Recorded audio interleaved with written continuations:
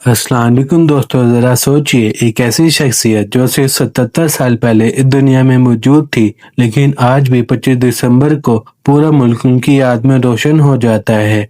ایک ایسا انسان جس نے اپنی زندگی کا آرام، اپنی صحت، اپنی پرسنل خوشیاں سب کچھ قربان کر دی صرف اس لیے کہ آج ہم آزاد فضاؤں میں سانس لے سکے۔ وہ نہ لشکر رکھتے تھے نہ تلوار، لیکن ان کے پاس تھا ایک عظیم ارادہ، ایک بے پناہ ہمت اور ایک ایسی شناخت جو کروڑوں مسلمانوں کے دلوں میں امید کی روشنی بن گئی۔ ان کا آواز اٹھانا، ان کا ایک لفظ بولنا اور ان کا ایک قدم چلنا دشمنوں کے لیے چیلنج بن جاتا تھا۔ اور آج اگر ہم پاکستان کے نقشے کو دیکھتے ہیں تو اس کے پیچھے ایک ہی نام سب سے روشن ہے، قائد اعظم محمد علی جناح۔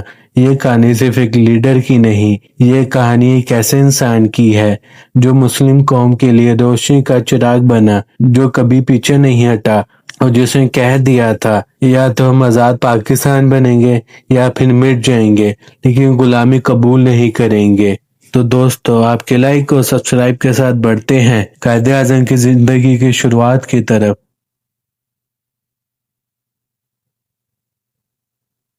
25 دسمبر 1876 کو کراچی کے ایک چھوٹے سے گھر میں ایک ایسے بچے نے آنکھ کھولی جو آگے چل کر پوری مسلم قوم کی تقدیر بدلنے والا تھا۔ اس بچے کا نام رکھا گیا محمد علی جناح۔ ان کے والد کا نام تھا جناح پونجا، جو ایک سکسیسفل تاجر تھے، اور والدہ میسی بائی، جو اپنے بچے سے بے پناہ محبت کرتی تھی۔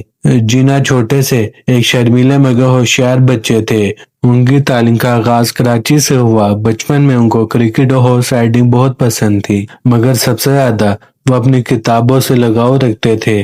ٹیچرز اکثر کہتے تھے کہ یہ بچہ عام نہیں ہے۔ پھر 16 سال کی عمر میں ان کے والد نے فیصلہ کیا کہ جناح کو انگلینڈ بھیجنا ہے تاکہ وہ بہترین تعلیم حاصل کرے، اور یہیں سے ایک نئے سفر کا آغاز ہوا۔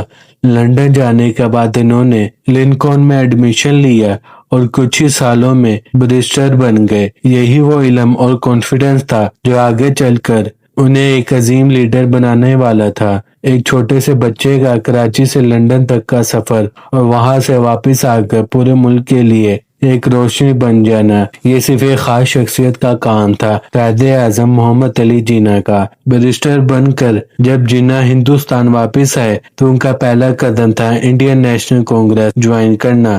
اس وقت ان کا خواب تھا ایک ایسی ہندوستان جہاں ہندو اور مسلمان مل کر آزادی حاصل کر سکے۔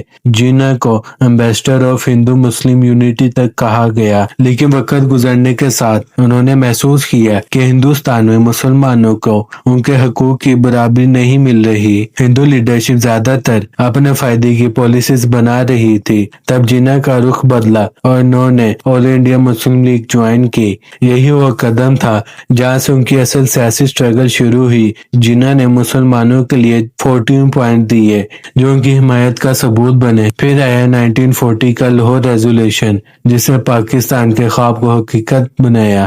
دوستو، جناح کی سیاست تلوار یا بندوق سے نہیں بلکہ سوچ، دلیر اور ہمت سے جیتی گئی۔ ان کا ایک لفظ دشمن کو ہلا دیتا اور ان کا ایک قدم کروڑوں مسلمانوں کو امید دے جاتا۔ آخر کار ان کی لگاتار محنت اور قربانیوں کے نتیجے سے 14 اگست 1947 کو سامنے آیا جب دنیا کے نقشے پر ایک نئے ملک کا اضافہ ہوا، پاکستان۔ دوستو، 14 اگست 1947 وہ دن جس کا انتظار ہر مسلمان کر رہا تھا۔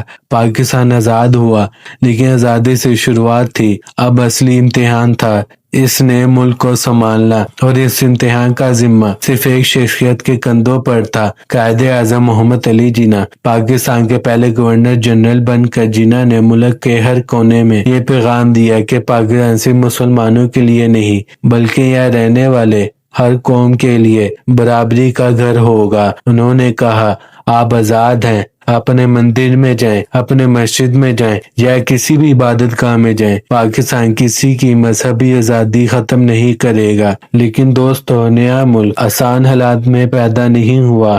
لاکھوں مہاجر پاکستان آئے، کھانے کو روٹی تک نہیں تھی، ہاسپٹلز اور آفیسرز کی کمی تھی، اکانومی بالکل زیرو پر تھی، لیکن قائد اعظم نے ہمت نہیں ہاری۔ دن رات کی محنت سے انہوں نے نئی ڈائری بنائی، آرمی کو آرگنائز کیا اور ملک کو ایک نظام میں ڈھالنا شروع کیا۔ ان کی سوچ تھی کہ پاکستان ایک ماڈرن، ڈیموکریٹک اور اسلامک ریاست بنے جہاں انصاف، برابری اور ایمانداری سب سے پہلے ہو۔ افسوس کہ ان کی صحت تیزی سے گرتی گئی اور صرف ایک سال بعد 11 ستمبر 1948 کو وہ دنیا سے رخصت ہو گئے، کیونکہ ان کی محنت، ان کا ویژن اور ان کا قربانی بھرا سفر ہمیشہ ہمارے لیے روشنی رہے گا۔ دوستو، قائد اعظم محمد علی جناح صرف پاکستان کے بنانے والے نہیں بلکہ ایک سوچ، ایک ویژن اور ایک مثال کا نام ہے۔ ان کی وفات کے بعد ان کا پیغام زندہ ہے اور ہمیشہ زندہ رہے گا۔ قائد ہمیشہ کہتے تھے، ایمانداری، محنت اور یونٹی، یہ تین چیز اگر ہم اپنا لیں تو کوئی طاقت پاکستان کو روک نہیں سکتی۔ ان کی لیگیسی صرف آزادی کا ملک دینا نہیں تھا بلکہ ایک ایسا پاکستان دینا تھا جہاں انصاف ہو، برابری ہو اور ہر انسان کو اپنے حقوق ملے۔ آج ہم دیکھتے ہیں کہ قائد اعظم کا پیغام ابھی بھی اتنا ہی اہم ہے جتنا 1947 میں تھا۔ وہ چاہتے تھے کہ پاکستان دنیا کے نقشے پر ایک مضبوط، ترقی یافتہ اور یونائٹڈ ملک بنے۔ ان کا کہنا تھا، کام کام اور صرف کام، محنت، لگن اور ایمانداری کے ساتھ۔ دوستو، قائد اعظم کی لیگیسی ہمیں یہ یاد دلاتی ہے کہ پاکستان صرف تب مضبوط ہوگا جب ہم اپنے فرقوں کو ختم کر کے ایک قوم بن کر سوچیں۔ یہ ملک انہی کے خون، انہی کی قربانی اور انہی کے خواب کا نتیجہ ہے، اور آج ہماری ذمہ داری ہے کہ ہم ان کے ویژن کو زندہ رکھیں تاکہ آنے والی نسلیں بھی فخر سے کہہ سکیں کہ ہم قائد اعظم کے پاکستان میں رہتے ہیں۔ دوستو، قائد اعظم محمد علی جناح کی زندگی ایک مثال ہے، ایک ایسے انسان کی مثال جس سے ہمت، ایمانداری اور لگن سے ایک نئے ملک کا خواب پورا کیا۔ ان کا ہر قدم ہمیں یہ پیغام دیتا ہے کہ اگر ارادہ مضبوط ہو تو دنیا کی کوئی طاقت آپ کو روک نہیں سکتی۔ آج ہمارے لیے سب سے بڑی ذمہ داری یہ ہے کہ ہم ان کے دیے ہوئے پیغام، یونٹی، فیئر، ڈسپلن کو اپنی زندگی کا حصہ بنائیں، کیونکہ دوستو، اصل میں قائد کا پاکستان تبھی مضبوط ہوگا جب ہم سب مل کر اس ملک کو وہ پاکستان بنائیں گے جس کا خواب قائد اعظم نے دیکھا تھا۔ اور اسی کے ساتھ ہماری یہ کہانی یہیں تک تھی۔